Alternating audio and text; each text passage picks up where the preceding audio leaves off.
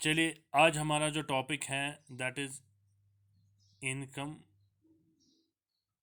From house property.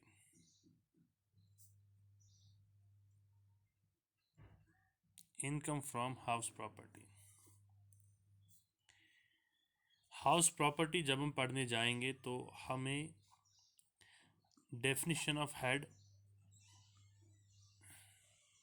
भाई ये head क्या है, इसकी जो डेफिनेशन है सेक्शन 22 में लिखी गई है। ठीक, इनकम फ्रॉम हाउस प्रॉपर्टी इसका क्या माना है? ये कह रहा है कि अगर आपके पास मकान है, मान लो आपके पास मकान है, मकान से आप दो तरीके कमा सकते हो। यानी जिस किसी के पास भी मकान है उसके पास कम से कम दो ऑप्शन सही है जिनके ज़रिए से वो कमा सकता है। एक, अगर इसको रेंट पे दे दिया,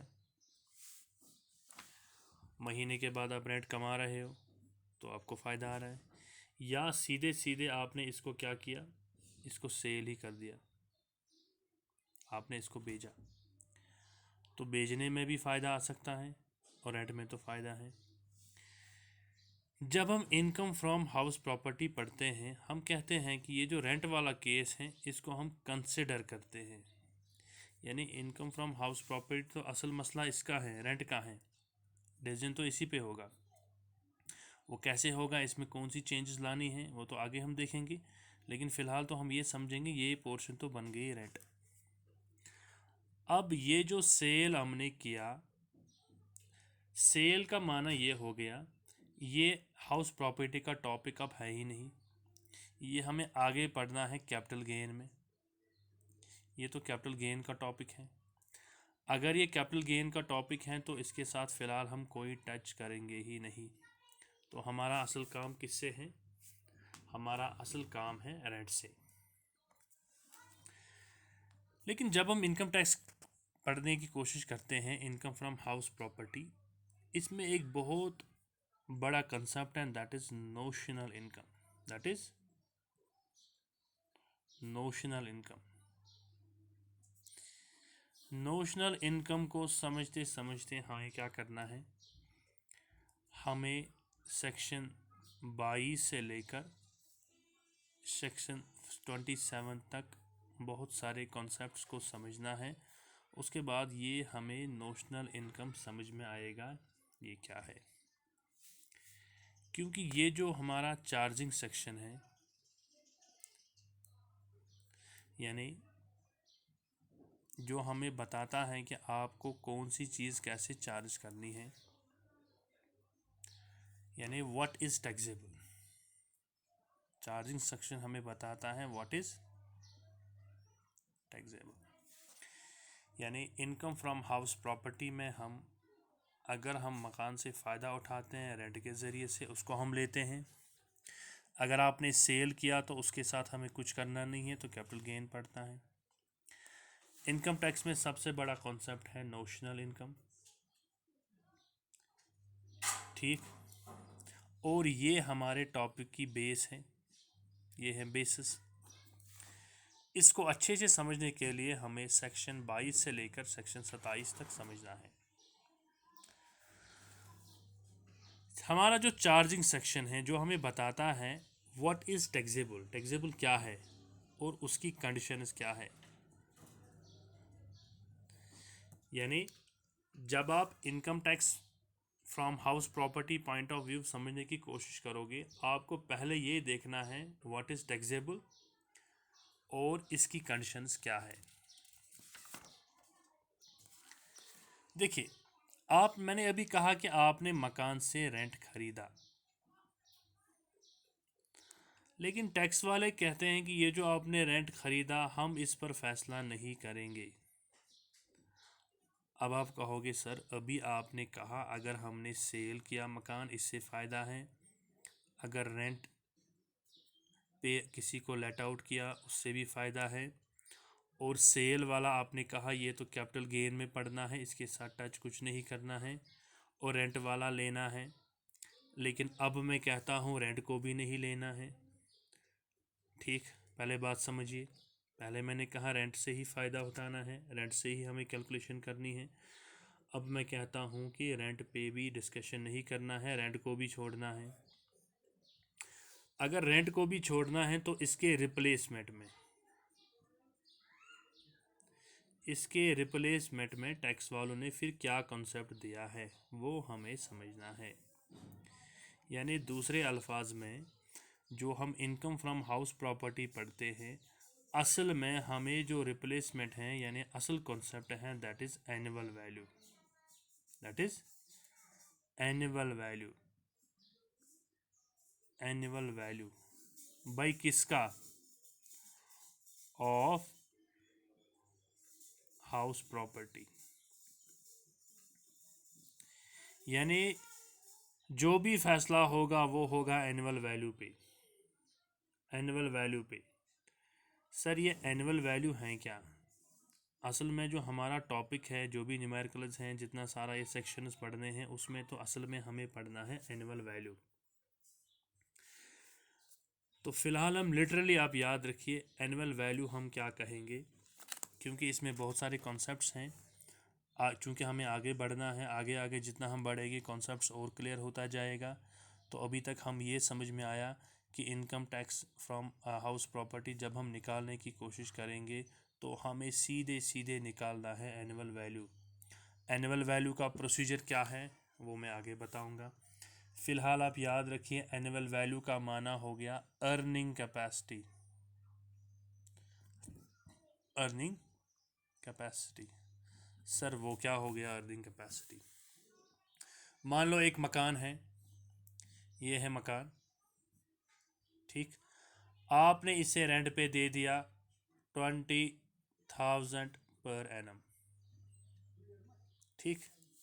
वो इसकी जो रेंट आप रिसीव करते हो, यू आर रिसीविंग ₹20,000 पर। लेकिन टैक्स वाले कहते हैं देखो भाई, आपने तो 20 कहा, लेकिन असल में इस मकान की जो अर्निंग कैपेसिटी थी दैट वाज 70,000। तो हमारा जो वैल्यू निकलेगा वो तो 70,000 है। दूसरे अल्फाज में आपको अब 20 पे टैक्स नहीं देना पड़ेगा, आपको देना पड़ेगा 70 पे। ये तो आपकी गलती है कि आपने इसमें रेंट कम चार्ज किया है।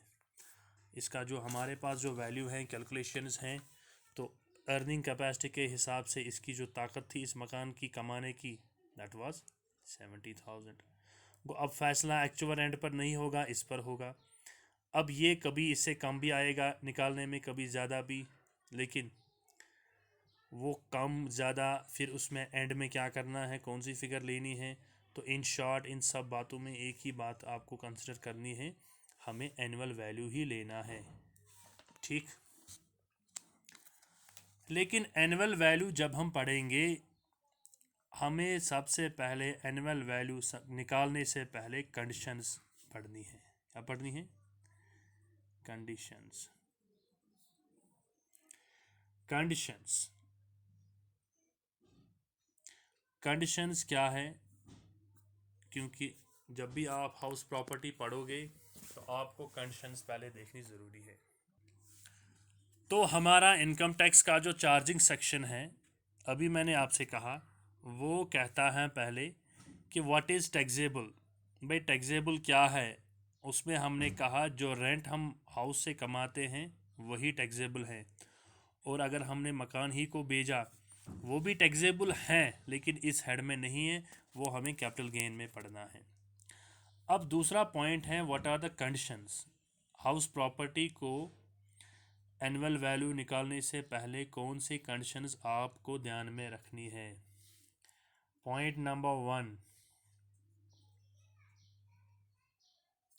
बिल्डिंग और लैंड अपॉर्टेनेंट देयरटू। यानी बिल्डिंग और लैंड अपॉर्टेनेंट देयरटू, ये कॉन्सेप्ट क्या हमें सिखाता है? मैं 3 केसेस बनाऊंगा। समझो ये आपके पास मकान है, ठीक, और दूसरा मकान है, इसमें आंगन भी है, ठीक। तीसरा आपके पास खाली लैंड है, यानी ये जो मकान है दिस इज़ हाउस या मकान आप कहिए।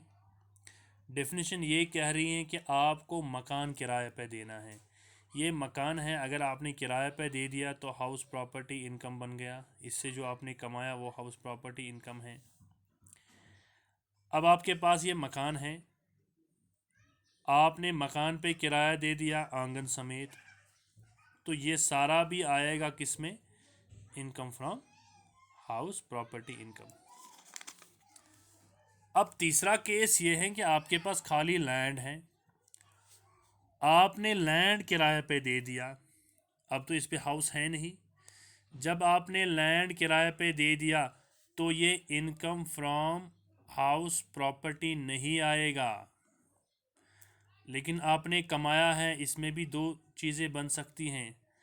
अगर ये कमाना लैंड आपकी बिजनेस है, आप लीज पे दे रहे हो या कुछ और कर रहे हो, तो बिजनेस प्रोफेशन में इसको कैलकुलेट करना है।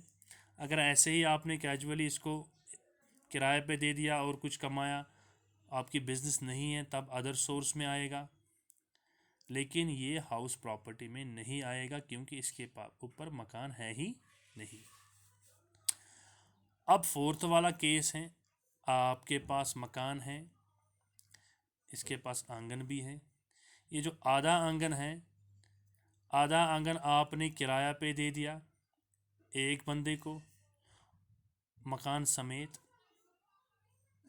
और दूसरा बंदा आ गया, उसको आपने खाली इतना लैंड दे दिया। तो ये वाला जो पोर्शन है यहाँ से लेकर आंगन और ये मकान जो एक बंदे को आपने दे दिया, क्योंकि इसके साथ मकान है, तो ये आएगा हाउस प्रॉपर्टी में। अब ये जो सेकंड वाला पार्ट है जो आपने किसी दूसरे बंदे को दे दिया, इसके पास तो मकान है ही नहीं, तो ये हाउस प्रॉपर्टी में नहीं आ सकता है। Is this clear? तो इन शॉर्ट हाउस प्रॉपर्टी जब मैं हमने अब समझा लैंड, बिल्डिंग और लैंड अपॉर्चुनिटी देयर टू। जब भी कोई बिल्डिंग होगी वो तो है ही हाउस प्रॉपर्टी, अगर बिल्डिंग के साथ आंगन भी हैं तो वो भी हाउस में आता है। लेकिन अगर आपने आंगन अलग से दे दिया, बिल्डिंग अलग से दे दी, सेपरेट है, तो आंगन खाली हाउस प्रॉपर्टी इनकम में नहीं आएगा। उस पर भी टैक्स लगेगा लेकिन डिफरेंट हेड, वो देखना पड़ेगा कि ये जो इसकी बिज़नेस मत है कि किराया पे दिया है ज़मीन या लीज़ पे ज़मीन दे रहा है, तो इस पे जो किराया जो बिज़नेस है, अगर बिज़नेस की बुनियाद पे हैं तो हाउस बिज़नेस एंड प्रोफेशन में टैक्स होगा। लेकिन अगर ये इसने ऐसे ही दे दी, इसकी बिज़नेस भी नहीं है, तब अदर सोर्स में कैलकुलेट होगी। So this was land opportunity there to, this was the first condition. अब कंडीशन नंबर दूसरी है। कंडीशन दूसरी कह रहा है कि should not be occupied for business और प्रोफेशन कैरीड बाय एसएससी। यानी एसएससी हो गया टैक्स पेयर। अगर एसएससी ने ये मकान बिजनेस और प्रोफेशन के लिए रखा है, तब ये डेफिनेशन के हिसाब से इनकम फ्रॉम हाउस प्रॉपर्टी में नहीं आएगा। मान लो एक मकान है, इसकी 2 मंजिला है, फर्स्ट फ्लोर सेकंड फ्लोर। अब तो सेकंड को मैंने नीचे लिखा समझाने के लिए, चलो इसको थर्ड फ्लोर करते हैं। थर्ड फ्लोर, सेकंड फ्लोर, ये है फर्स्ट फ्लोर। थर्ड फ्लोर उसने लेट आउट किया, सेकंड भी किया लेट आउट, लेकिन ये वाला इसने यूज़ किया बिजनेस के लिए। अब ये जो पोर्शन है ये इनकम फ्रॉम हाउस प्रॉपर्टी में नहीं आएगा।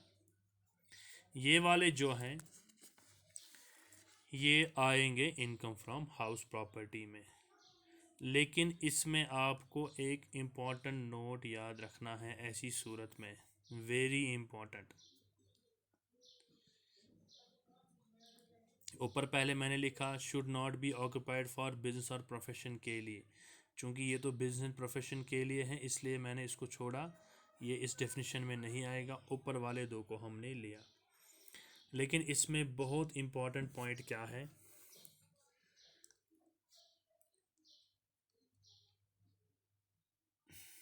If in any case if in any case if in any case the house or part of house, चूंकि यहाँ पे थोड़ा लिया है इसमें पार्ट ऑफ हाउस ही आएगा। If in any case the house और a part of house used by SSC, वो एसएससी ने इस्तेमाल किया for his business, for his own business, for his own business,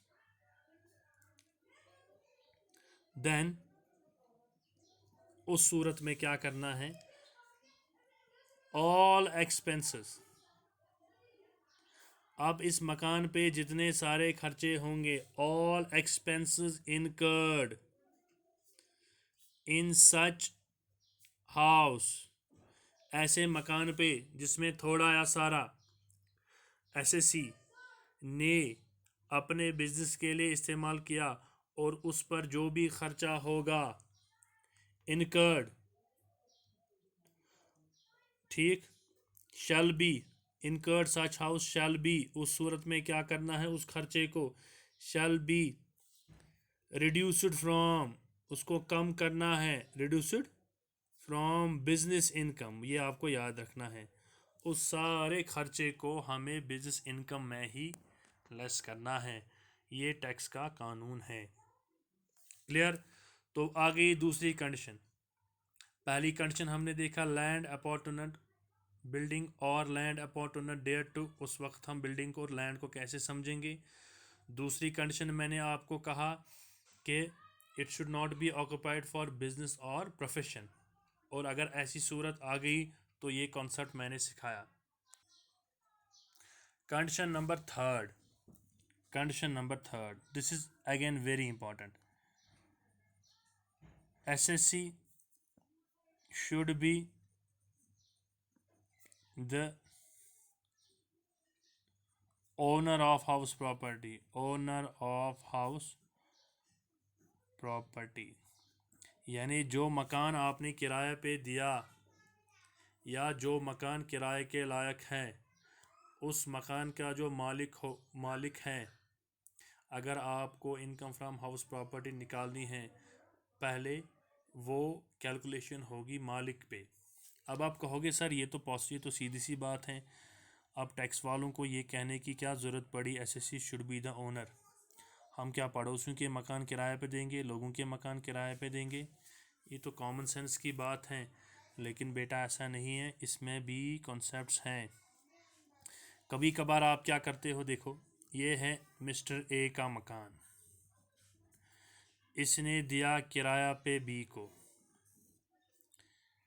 इन दो को एग्रीमेंट हुआ 10,000 at the rate of 10,000 per month, तो साल में इसको किराया देना है 1,20,000 रुपये। यानी ए है ओनर, ये है टेनेंट, इसने किया लेट आउट, किराया पे दे दिया, चूँकि ये ओनर हैं ये किराएदार हैं, इसने दिया इसको 1,20,000, दिस इज़ इनकम फ्रॉम, इसको हम कहेंगे इनकम फ्रॉम हाउस प्रॉपर्टी। अब बी ने क्या किया, चूँकि बी के पास जब मकान आ गया, इसने दिया ये सी को, और उसे कहा गोल में भाई आप 2,00,000 रुपये मुझे दे दो एनुअली, यानी सी को कहा आप मुझे 2,00,000 रुपये दो एनुअली। इसका क्या माना हो गया, इसने इसको किया सबलेट। जब सबलेट हो गया, ए था ओनर, उसने कमाया 1,20,000 रुपया, तो इनकम फ्रॉम हाउस प्रॉपर्टी, क्योंकि मालिक है, कंडीशन यही है कि he should be the owner. अब बी ने कमाया 2,00,000 रुपये, उसमें से 1,20,000 उसे ए को देना है, वहाँ से डिफरेंस आ गई 80,000 रुपया। लेकिन बी ने जब 80,000 रुपये कमाए, कंडीशन के हिसाब से तो बी ओनर नहीं है। जब ओनर ही नहीं है तब ये इनकम फ्रॉम हाउस प्रॉपर्टी नहीं है, तो हम इसको कहेंगे income from other source. Income from other source यानी इस पे टैक्स तो लगेगा ही, वो कैसे लगेगा, लेकिन वो इस हेड में नहीं आएगा क्योंकि ये ओनर नहीं है। लेकिन कभी कभार इस ओनर में आप सुनोगे या पढ़ोगे डीम्ड ओनर। डीम्ड ओनर क्या हो गया, ये माना जाता है टैक्स के हिसाब से, सीधा सीधा ये ओनर नहीं है, लेकिन हम मानते हैं कि ये भी ओनर हैं। सर डीम्ड ओनर, अभी आपने कहा he should be the owner, tax वाले कहते हैं कि ओनर भी वही हो गया और डीम्ड ओनर भी वैसा ही है। लेकिन सवाल ये है कि हम डीम्ड ओनर किसको कहेंगे। डीम्ड ओनर को समझाने के लिए बहुत ऑप्शंस अवेलेबल हैं, मैं आपको एक दो मिसालें देता हूं, उससे आपको डीम्ड ओनर समझ में आएगा। चलिए नेक्स्ट पॉइंट जो अभी हम डिस्कस कर रहे थे, दैट इज डीम्ड ओनर।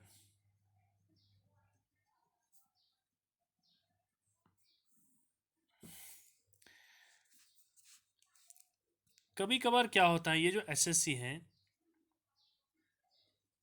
जितनी इसकी इनकम बढ़ेगी इसकी स्लैब चेंज होती हैं, आपको पता है। कभी इसको 10% के हिसाब से टैक्स देना है, तो आगे अगर बढ़ गया तो 20 हिसाब से, फिर 30। तो इसकी ये कोशिश रहती है कि मैं कम से कम टैक्स स्लैब में आऊँ।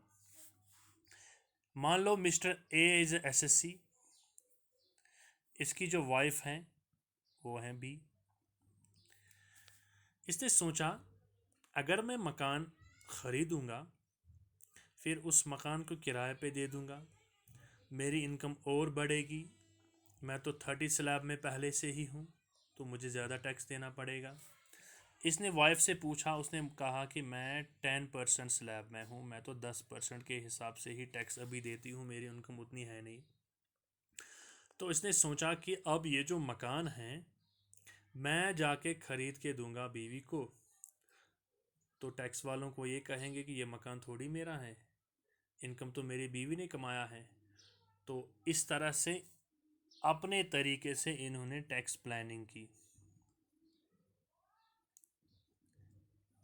प्लान किया। तो टैक्स वाले कहेंगे देखो भाई, ठीक है, ये जो चालाकी आपने की, हम कानून तो हम ही बताते हैं, आपने ये जो मकान बीवी को जाके दे दिया, ठीक, ऐसा लगता है कि जैसे बीवी को ही टैक्स देना है। नहीं भाई, हम फिर भी आप ही को ओनर मानेंगे। You are still a deemed owner, you are still a deemed owner. ठीक, डीम्ड ओनर जब बन गया तो यानी ये चालाकी जो है ये काम नहीं आई। या अगर आपने ट्रांसफ़र किया इन एडवोकेट कंसिडरेशन, इन एडवोकेट कंसिडरेशन, मान लो पैसे आने चाहिए थे 80,000, आपने दे दिया 2,000, यानी आपने भेजा 2,000 में, तो इन एडवोकेट कंसिडरेशन है। तो इस सूरत में भी हम कहेंगे कि आप ही डीम्ड ओनर हो। अब डीम्ड ओनर में बहुत सारी चीज़ें आएंगे। दूसरा पॉइंट है इसमें, the holder of an impartible estate shall be deemed to the individual owner of all the property comprise of state, comprise in the estate. तो इस तरह से डीम्ड ओनर, अगर आप माइनर हो, माइनर की प्रॉपर्टी, हालांकि वो तो खुद टैक्स अथॉरिटी के सामने नहीं जा सकता है, तो उसमें जो गार्डियंस हैं जो आप हो, तो you are again a deemed owner. तो अब हम समरी, हमने क्या पढ़ा, हमने कॉन्सेप्ट पढ़ा income from house property, income from house property as per section 22। फिर हमने इसमें दो बातें पढ़ी, एक पढ़ा what is taxable, what is taxable. दूसरा हमने पढ़ा कंडीशंस, कंडीशंस इफ एनी, है कोई condition. Chargeable, what is taxable में हमने पढ़ा कि आपको किस पार्ट पे टैक्स देना है। मैंने कहा अगर आपके पास मकान है, या तो आप रेंट पे दे रहे हो, इससे पैसा कमाते हो, या तो सेल पे देते हो, उससे पैसा रेंट पे देना हो गया, इस टैक्स में आ गया, गुंजाइश आ गई। रेंट वाला हमें लेना है, सेल वाला हमें इस हेड में नहीं लेना है, ठीक। फिर कंडीशंस में हमने पढ़ा बिल्डिंग और लैंड अपॉर्चुनर देयर टू, इसमें हमने पढ़ा कंडीशंस। दूसरा हमने पढ़ा he has to be the owner of the house या डीम्ड ओनर। तीसरा हमने क्या पढ़ा जी, अगर वो इस मकान में बिजनेस कर रहा है, बिजनेस कैरीड, तो उस सूरत में हमें टैक्स को क्या करना है, ठीक। और सबसे इम्पोर्टेंट हमने कहा, टैक्स वाले कहते हैं कि हमें निकालना है एनुअल, एनुअल वैल्यू पे ही सारा डिसीजन है। अब ये एनुअल वैल्यू कैसे निकालते हैं, इसकी कैलकुलेशन क्या है, कैलकुलेशन यानी डिटरमिनेशन, ये हमारा नेक्स्ट टॉपिक है, determination of annual rental value.